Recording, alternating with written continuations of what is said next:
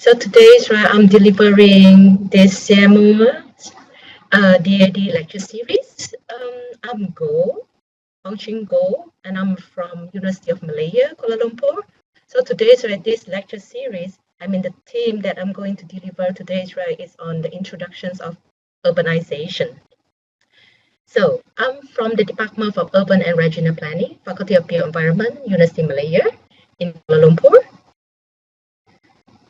In terms of the lecture objective for today's is that, right, by the end of this lecture, you should able to learn about the three basic things about urbanization. The first is that you should able to define what urbanization is.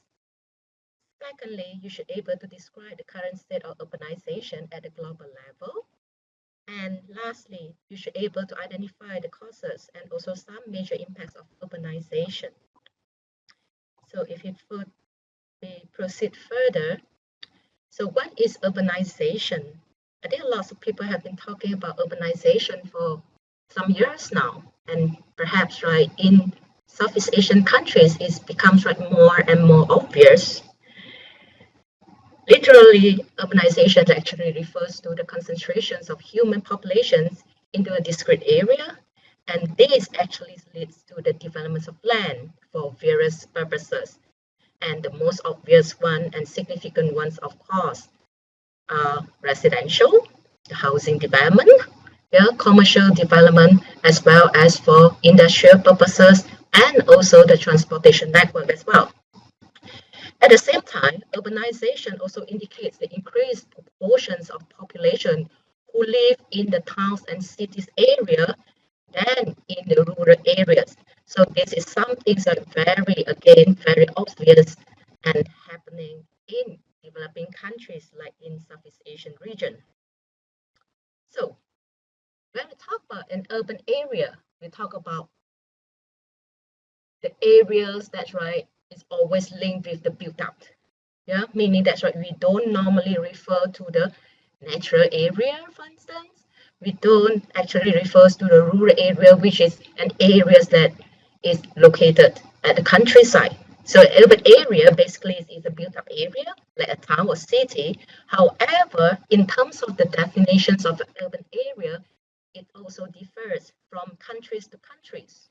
Whereby, so if you take a look on this link, you can actually get the idea of how every country define the urban area. Yeah, this is a list compiled by the United Nations Statistics Department. So, for instance, I pick up some of them here, which is related to Southeast Asian region. Is that in Indonesia, for instance, urban area are places with urban characteristics. Yeah, this is kind of vague, of course. Yeah, but at the same time, it's that right, it is understandable. Why? Because right, urban characteristics in certain countries or different regions, for instance, right, may be indicated or may be measured by different indicators. Yeah. In Malaysia, however, it becomes very rigid. For instance, that right is a gazetted area with a population of 10,000 or more. So that's not actually right looking at the areas, but based on the population density. Yeah. Thailand, on the other hand, refers the urban area as a municipal area.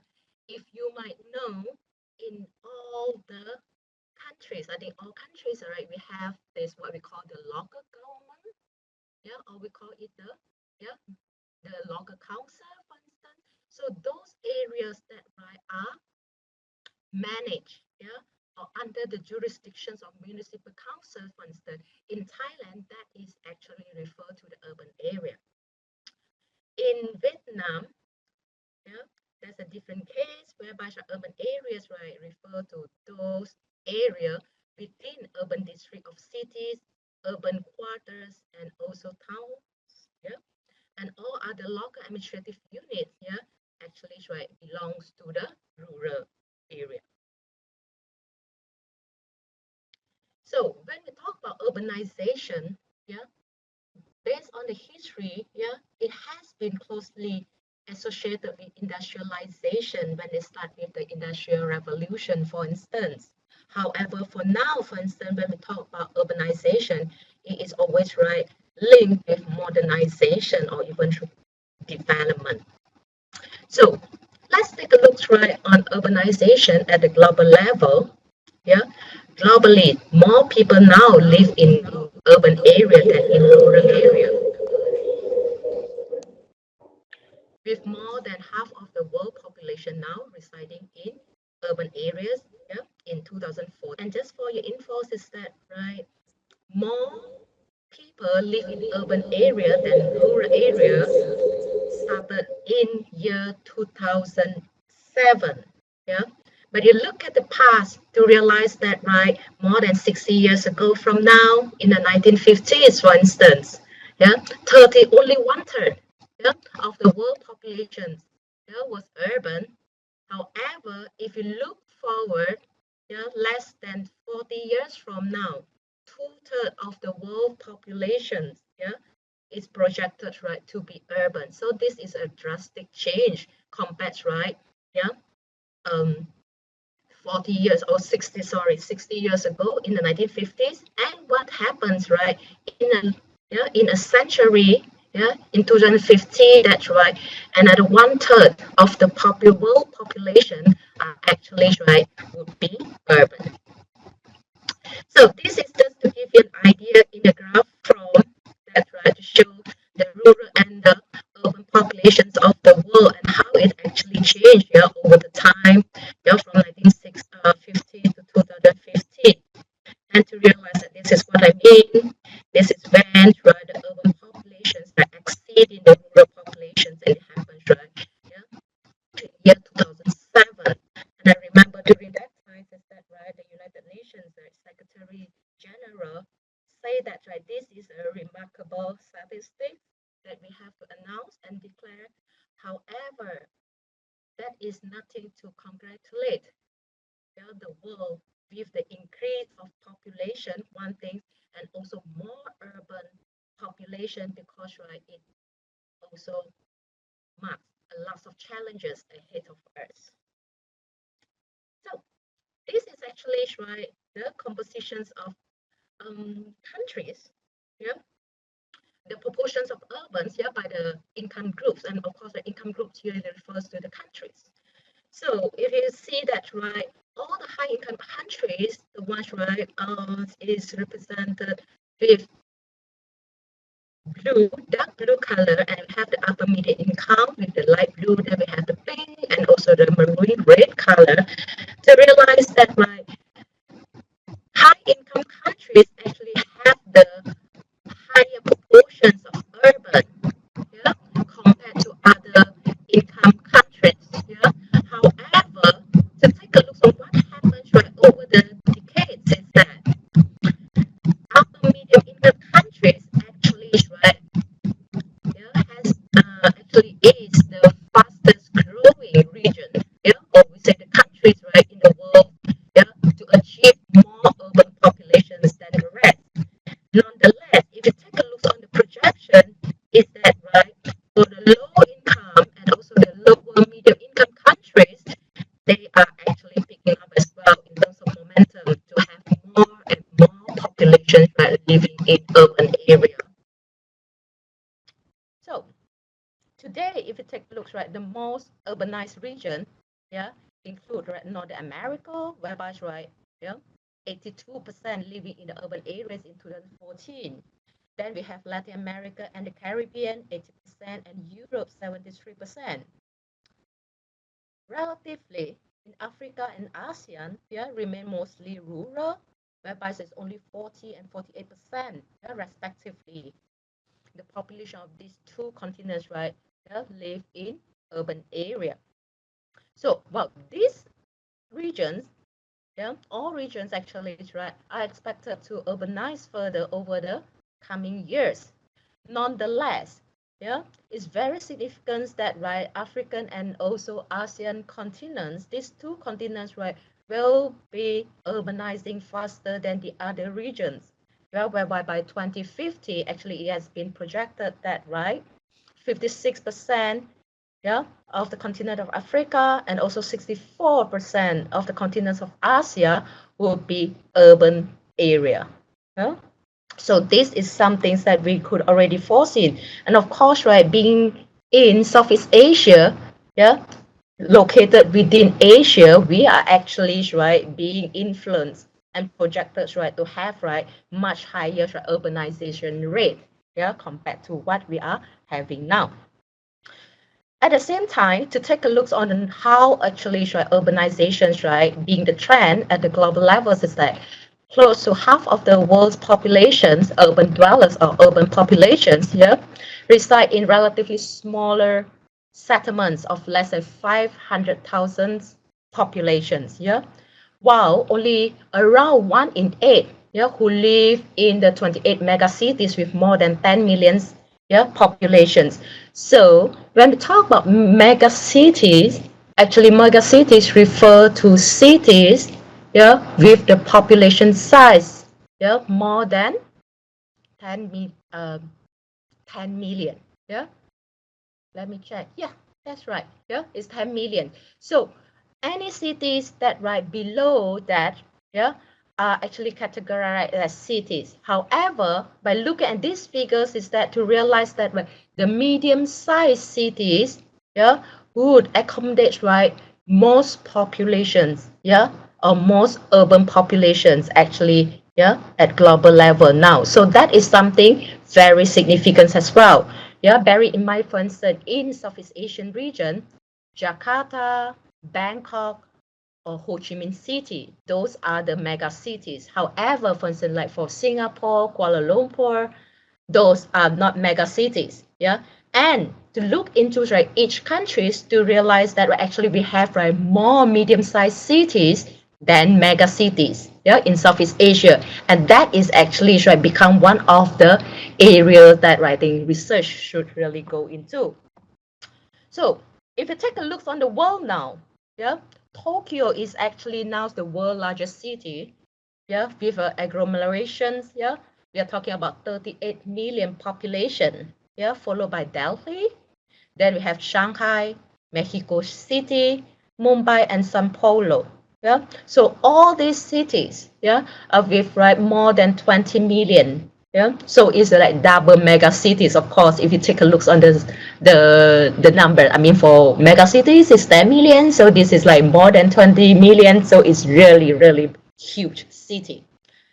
If you take a look on the trend again, yeah, in the past, most of the world's largest urban agglomerations, yeah, they are found mainly in a more developed region. Yeah, more developed doesn't mean that it's all developed regions. However, yeah, if you look at today's phenomenon, is that, right, the largest cities are actually concentrated, yeah, in the global south, or we could call it as well, right, in developing region. Yeah. Then, yeah, the fastest growing urban, yeah, agglomerations are the medium-sized cities again, yeah, and cities with less than 1 million inhabitants located in Asia and Africa. So this is something that, right, is very significant, yeah, to what is happening in the world, and more specifically, right, what happened or going to happen in Africa and also Asia. And of course, right, for us, right, our concern will be in Southeast Asia. Yeah. So what are the causes of urbanizations? There are a few causes and they are all interlinked. For instance, in the past, right, we always link, yeah, or we say that urbanization, yeah, was caused or resulted, yeah, by industrialization, which started, right, during the Industrial Revolution again, yeah. In UK, for instance, started in the Europe, yeah, in European countries. Whereby, right, because of industrializations, that it creates a lot of job opportunities, right, concentrated in more urbanized area, whereby, right, facilities are provided, and that actually attract people, yeah, or populations, yeah, from other regions to move to this industrialized, yeah, region, yeah, to seek for job opportunities. And because of the demand from the large, yeah, population, it actually, right, help to stimulate, yeah, the facilities provided, and it enhance and also, right, create more what you call that development, yeah, on the transportation network, and somehow it become like a chain, yeah, that's right, help to make an urban area, yeah, better in terms of the facilities provided, and at the same time in terms of the quality as well, quality of living, which right is in the past was always associated right with the income level. Yeah, of course, right, we know that right during the industrial revolution and also the subsequent decades, for instance, there was a huge concern about the air pollution and the traffic congestion, for instance, yeah, and also sanitations and water supplies as well. And if you go on right with this lecture, you will realize that right we somehow are repeating, yeah, what happened, yeah, in the past as well. So the third one, of course, right, is linked, or is urbanization is closely linked with the rural-urban migration. So when we talk about population growth, for instance, yeah, or concentrations of population, we are not only right refer to the rural-urban migration. Of course, right, the in-migration to an area would make the would contribute to the population growth. However, this is not the only factors. But before we move to the fourth cause, yeah, let me right, explain a little bit about the rural-urban migrations. Is that right? In the past, if we look at the rural area, for instance, we used to see rural area is a place that by mainly natural landscape. However, it's very nice, yeah, to be called a home. Nonetheless, yeah, the job opportunities is always an issue. Yeah, and that was one of the reasons that right encourage rural folks to move to the urban area. Yeah. And of course, right, apart from that, right, apart from the in-migration into the urban area that right cause urbanization and the concentration of population, the next factor is closely linked with the natural population growth of the existing urban area as well. Yeah. And the last cause of urbanizations, right, is linked with the urban bias strategies. If you take a look on the policies, the government policies, public policies, for instance, right, many policies has been advocate urbanization. Yeah, the main things is the urbanizations and also the focus on what urban area can actually provide. Yeah, it becomes, for instance, the catalyst. Yeah, for economic growth. Yeah, so all this and even when talk about right transportation network, it always starts with urban area. Yeah, if you have right any culture of development heritage, right, it's always right focus on the urban area. I'm not saying that it's all start or focus on urban area, but maybe I should say that right it's actually right focus mainly on urban area. Yeah, it could be because of the efficiency of providing right such facilities or anything as well. Yeah, when you have the concentrations of populations, you are talking about economy. So in terms of economics, yeah, points of views, right, is more economy, yeah, actually to provide right facilities or any types of utilities, for instance, right, in highly concentrated area. So let's go to the impacts of urbanization. Yeah. When we talk about the impacts of urbanizations, right, to realize that today, if you ask many people, yeah, most of the people would have a kind of the negative, yeah, impression or perception, for instance, if they are not actually right impacted by urbanization. Yeah, these negative impacts is totally understandable because right it's very sure that a lots of people right are being affected. Yeah, however, urbanizations do have the positive impacts as well, and one of the most significant impact or positive impacts is that right is always related to poverty reductions in a country, or even in a city. Yeah, it's through the phenomena, for instance, right, the concentrations of populations And because of the concentration of population, which makes, right, the construction and development of the provision of infrastructures possible, yeah. And with the concentrations of populations as well, that's right, we see innovations and the concentrations of industrial areas. Yeah, so cities, and especially when they talk about capital cities, for instance, right, produce, yeah, economic growth and offer vast majority of paid employment opportunities. Yeah, so this is similar to what we have learned, yeah, in the histories that, right, during the industrial revolutions, yeah, how it helps to create lots of employment. Yeah. So as for now, if you take a look, right, this is based on the United Nations Habitat 2006 report, is that, right, in developed countries, yeah, cities actually generate more than 80% of the national economic output. Yeah, while in developing countries, the contributions of urban economic activities, right, to the, yeah, GDP, yeah, the national GDP is estimated up to 40% at the moment. And this is believed that it's going to increase further, yeah, when more areas in developing countries are going to be urbanized in the next few decades, yeah. So at the same time, apart from when we talk about economic development, yeah, some things that is not deniable is that, right, cities are also, yeah, center for modern living. That's a lot of, for instance, the youngsters, right, dream of, yeah, where indicators of general health and well-being, literacy, we're talking about also education opportunities, the cultures, and also the social mobilities, yeah, are the highest, yeah, compared to urban area. Yeah, so this is where from I'm living. This is Bukit Bintang area. I'm at the moment my office. Well, I'm delivering this lecture, of course, right, from my office, which is located maybe like 7 kilometers away from this area.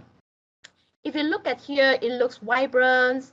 Yeah, you have monorail up here, high buildings up down far away, and then here, yeah, it's always with car, and this is considered kind of the typical weekdays of peak hour. Yeah, it's not the peak hours. Yeah, but just to show you that, right, cities are vibrant. It's not necessarily only, right, negative impact that it created, yeah, but it's also the positive, yeah, impact as well.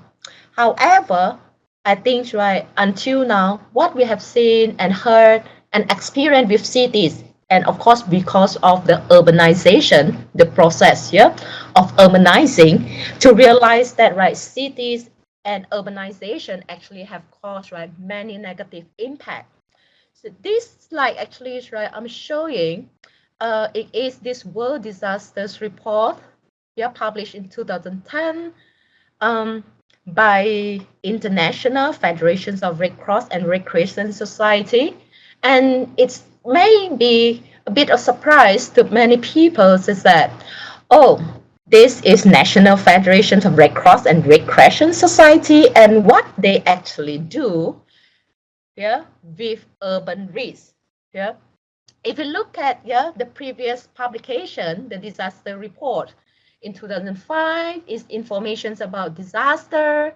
Then 2006, yeah, neglected crisis, what sort of crisis that have been ignored.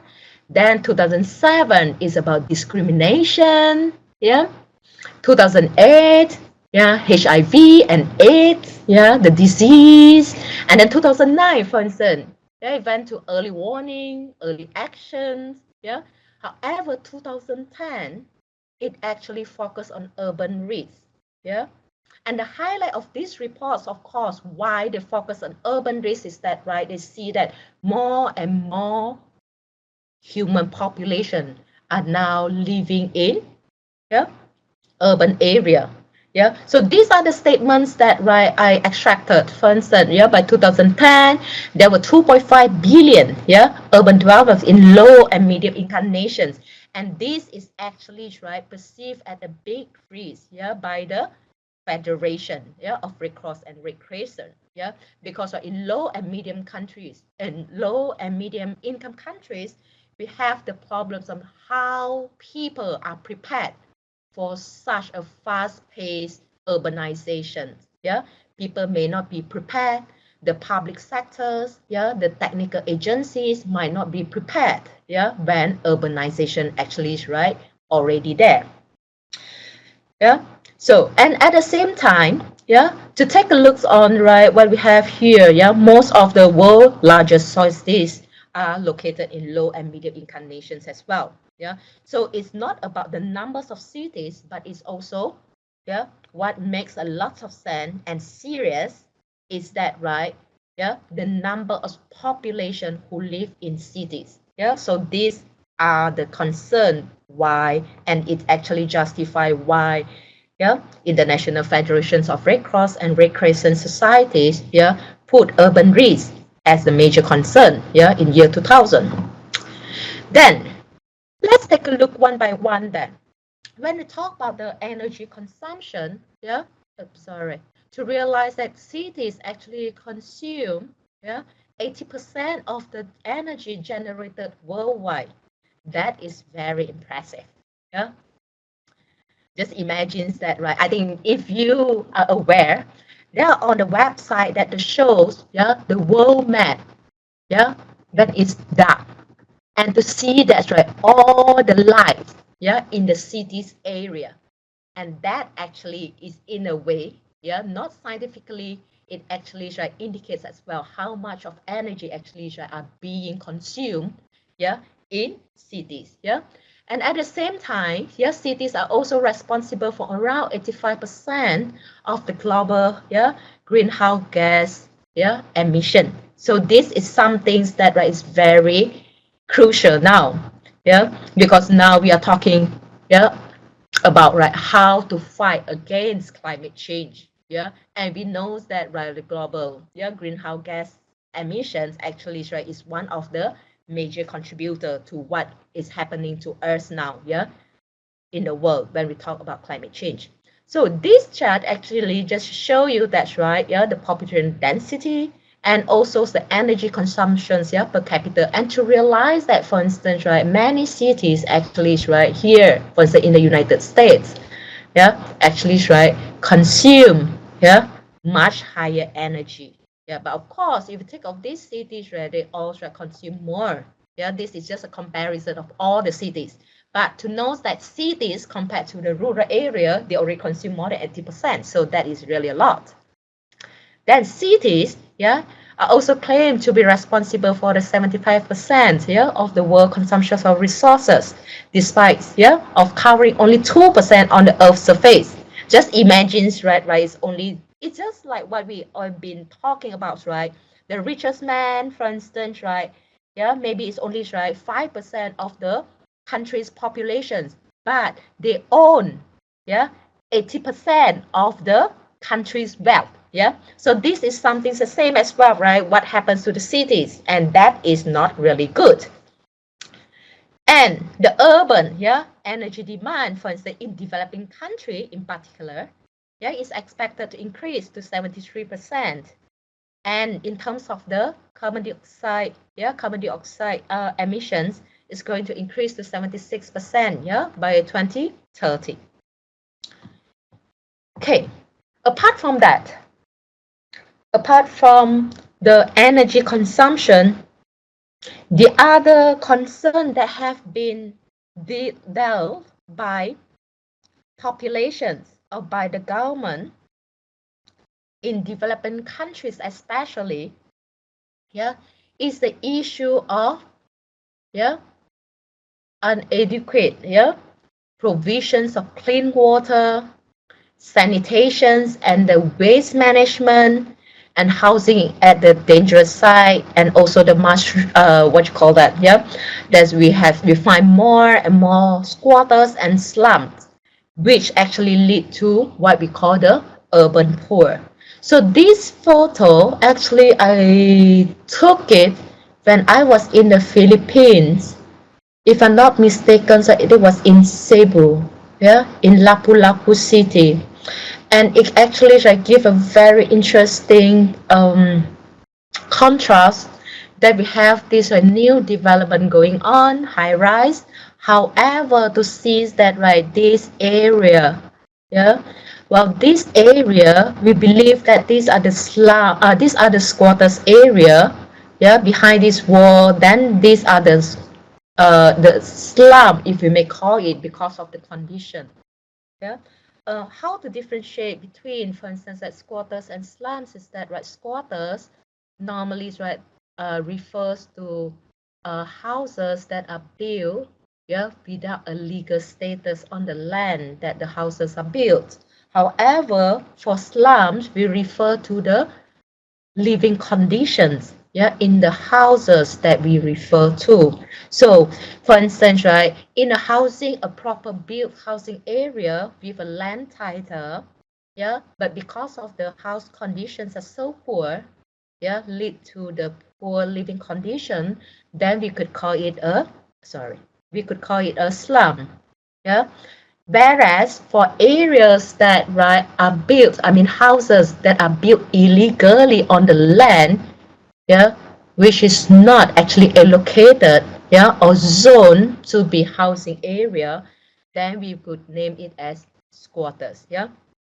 So what happens is that, right, when we talk about, if we still remember a few slides back that we talked about one of the causes of urbanization is that rural to urban migration. So many people, yeah, from rural area, when they move, yeah, in the large quantity, yeah, large amount to the city area, the local authority may not be prepared, yeah, with such, yeah, large inflows of population, yeah, and might have the problems of providing, right, sufficient clean water and sanitation and waste, yeah, to the populations that now residing in the city area. And at the same time, yeah, rural folks, when they move to the city, they may not find, yeah, suitable housing area for them to reside as well. And there comes, right, the what we call the mushrooming of squatters. Yeah. And also for slums is that right, because of they cannot afford, yeah, with the rental, for instance, the housing price, yeah, in urban area because they come from rural, yeah, and that right making the living, what you call that, condition bad, for instance, because of the crowd, yeah, it's too crowded, yeah, in a house, yeah, because too many would like to share once, yeah, in order to share the cost of rental, yeah, and that's where we call the urban poor. So now urban poor, yeah, has been a big issue, for instance, in Malaysia. And if you are from other countries, yeah, within the region in Southeast Asia, you might start thinking that, right, do you have that problem too? Yeah, that right, rural area in the past is always regarded as poor. If you live in urban area, you are supposed to be richer or perceived as richer. But now, actually, urban poor, the conditions could be worse than in rural area. The main reason is that, right, urban poor because, right, they also face not only in terms of the income, but then the incomes that they earn may not able to afford them for the expensive, yeah, living costs that they have to pay in urban area. Yeah. The next that I would like to touch is on the trade-off, yeah, of the natural area. For instance, this is what I actually took the photos. It's actually from the southern part of Malaysia, which is called Iskandar, whereby right there has been very aggressive urban developments that encroach into the mangrove area. So when we talk about this natural resource, yeah, we always right talked about natural resource is always, yeah, or traditionally located right in a suburb area or even more remote area, yeah, than rural area. But today with, yeah, the fast growing urbanized area, to realize that right urban area actually have encroached to the suburb area and also right into the rural area previously, yeah, previously previously known as the rural area now become urbanized. So what happens is that, right, the forests, for instance, that located in this rural area in the past, known as a rural area in the past, now becoming threatened. Yeah, that right, they would be chopped down, yeah, for development. And in this case, for instance, right, the mangrove area, yeah, a big part of them has been actually chopped down for waterfront development, yeah, cleared for land clearance, yeah, for property development. And even, right, yeah, when we talk about at global level, tropical deforestation, yeah, has been associated, right, with urbanization, yeah. The next, of course, right, yeah, when we talk about the price that we pay for urbanizations is always associated with the escalating, yeah, environmental hazards, landslides, for instance, flooding, yeah, another one. And this is what we have, right, in Malaysia. This was the Highland Towers that collapsed in year 1994. Yeah, I remember that time because there was a time that I entered university, and I'm not from Kuala Lumpur. My hometown is like from the northern part of Peninsula Malaysia, which is only like 40 kilometers away from Thailand. And I didn't know what is this Highland Towers until we learned from the newspaper when the disaster actually took place. Yeah, what happens is that, right, to see, yeah, urbanizations, right, actually have caused the rise of land price. And because of that, right, every single square inch, yeah, in the city area become more and more expensive. And because of that, right, in terms of the constructions of properties, real estate, for instance, if you talk about residential area, proposal that have been submitted and approved, yeah, are normally, right, very high density. And that is what, right, we see it here. And it was built actually, for instance, right, these condominiums, yeah, were built, right, next to the hillside, yeah, because of the land scarcity that face in city area, yeah. However, because of, yeah, it is a sensitive environmental area, and this disaster actually took place, yeah, because of the nature was not actually, right, taken care of, yeah, when they cut down the forest, yeah, which caused, right, disaster. And this was another case, of course, that this is a more luxury area whereby, right, the rich man actually live. However, it's also like by the hillside, yeah, because, right, if it really, if some of you may have been in Kuala Lumpur before, for instance, right, to realize that Kuala Lumpur is located, right, at in a river basin. So it's three directions of it. Actually, he is actually surrounded by hills, yeah, and also the mountain range, except towards the west, yeah, where right, the rivers, yeah, flow into the Straits of Malacca. Anyway, so again, that is also another example where urbanizations, yeah, because of the aggressive developments that actually, right, yeah, contribute to the environmental hazards. And not to stop there, to realize that this, for instance, right, when we talk about floods and also fresh floods, right, has been also associated, right, with urbanizations as well. And these photos was taken only like 2 months back in front of my university, actually University Malaya. And if you see it here, this is the university logo. This is actually the main entrance to the university. And here they put here is the Selamat Datang. Yep. So just imagine that, right, within 2 hours, that's how the water, yeah, have risen so much. And of course, the taxi driver was rescued, yeah, in time. It's just that, right, just to show you how serious, yeah, because of the two aggressive developments, yeah, and also these urbanizations and the impacts that actually, right, we feel, yeah. apart from that, right, I think just now I touched on the land scarcity. Yeah. So land scarcities because of not enough land. Yeah. And now we realize that, right, lands are used, for instance, right, for more economic purpose. For instance, commercial. Yeah. For instance, for industrial. Yeah, because those actually can generate better return, yeah, financial return. So for instance, when you have area, yeah, for community service, open space, parks, or even for instance like cemetery site which is located in the middle of the city, yeah, to realize that actually, yeah, this piece of land, right, become contentious, that right, it will be taken away, yeah, for more economic use. Then comes to next is about, right, housing. Just now we mentioned about the squatters and slums, but at the same time, to realize that another issues that they face, right, for people to own a house is about the affordability.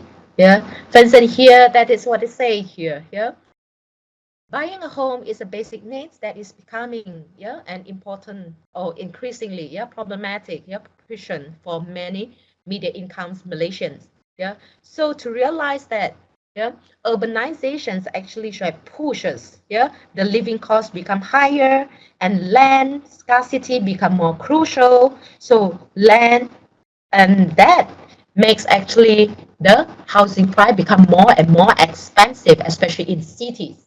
Yeah, so where the medium income people are going to buy a house, yeah, is not or no longer affordable to them. Yeah, and here to take a look again that what I say earlier, to realize that, for instance, right, urban areas that smaller than 500,000, right, are actually, right, yeah, exists or presence in most continents, yeah, except here in North America or Oceania. But refer to Earth, for instance, located in Asia, you realize that urban areas smaller than 500,000 actually, right, is quite significant, which leads, right, to the next slides that I'm going to present to you is that in the smaller towns or smaller cities, yeah, that's always, right, exists the unpreparedness among the local planning authorities. Yeah, both technically they might not have, right, sufficient experts or human resource, and at the same time financially for such growth and its consequences. They may not be prepared. Yeah, what would happen after urbanization? For instance, sanitation, what sort of sanitations? Yeah, and what sort of techniques? How to, yeah, manage it. Yeah, so those are the issues that, right, actually present among the local planning authority, or we call it the local government. Next, of course, right, is the unpreparedness among locals. Sometimes when they talk about, right, area that experience urbanization, like I mentioned earlier, is that, right, the causes of urbanization, apart from rural urban migration, is also the, yeah, expansions of the urban areas. So this is the typical examples that I could refer to, that, right, the local peoples that were once considered as rural folks are now become the urban folks or urban citizens, and they do not know how to cope with the rising of living costs, for instance, how to get job, and especially when the natural resource that, right, in the past that they have been depending on now have been cut down for development. This also means that they lost the livelihood, yeah, as well. So I think that's all for today's lecture. I mean to share with you, but bringing home with you, of course, is that, right? Have a thought about it. What are the causes of urbanization in your country, or maybe, right, more specific? Yeah, what are the causes of urbanization in your cities that you are living in? Yeah, or if you are not from the city that you are residing now, what actually makes you, right, move to the city area? Yeah, and that's right, actually would explain as well what are the causes, yeah, of why you as a citizen, why you move, yeah, to the city area. And the second is that what are the impacts that you observe or you yourself as an urban citizen experience. Yeah, and these are the references if you would like to have Yeah, further reading. Yeah, so these are the references that actually try a quote right in the lecture slides as well. So with that, I thank you for your time, and this I would like to end the lectures, yeah, with this very nice mural that I snapshot when I was in Georgia or in Solo. I forgot about it. Yeah, that jangan waris company bencana ya pada anak cucu kita. So that is one thing that we realize that we are talking about the deforestation. Anyway, if you have any questions or you would like to discuss a little bit more, you can always email me. My email is here. And then so if you'd like to, well, just to be a little bit curious about me and my CV, then you can always browse through this web page. Yeah, that's where my official CV is located. So with that, I thank you. Yeah, thank you for your time. Bye bye.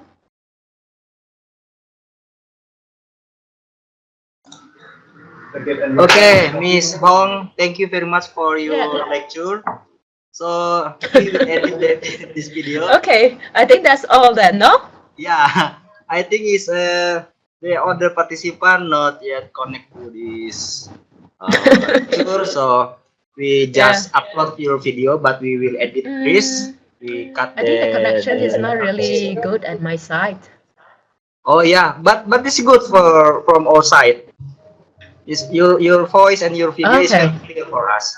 It's okay. Okay, that's good then. Okay. Thank you All again, right, all right. Miss So that's Hong all then, Ching. no? So yeah, that's enough. Thank We you, will upload in Rizal. Thank you. Bye bye. Sure. Okay, thank you. Bye bye. Bye bye.